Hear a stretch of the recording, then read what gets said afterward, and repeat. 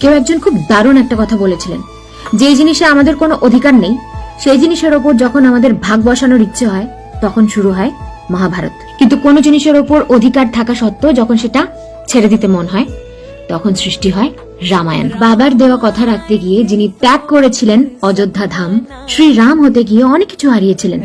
রঘুপতি রাঘব শ্রী রাজা রাম, রাজার মুকুট সিংহাসন সুখ যিনি ছেড়েছিলেন তিনি আমাদের রাজা রাম। একটা প্রবাদ ছিল না, রঘুকুল রীত সদা চলি আই, প্রাণ যায় পর বচন না যায়।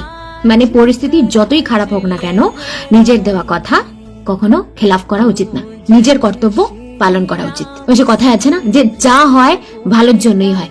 মা কাইকেয়ী যদি গদি না ছিনিয়ে নিতেন তাহলে হয়তো শ্রীরাম রাজা রাম হয়ে থেকে যেতেন।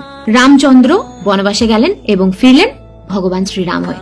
রাবণ ভগবান শ্রীরামের থেকে অনেক বেশি শক্তিশালী ছিল, টাকা পয়সা, তার সোনার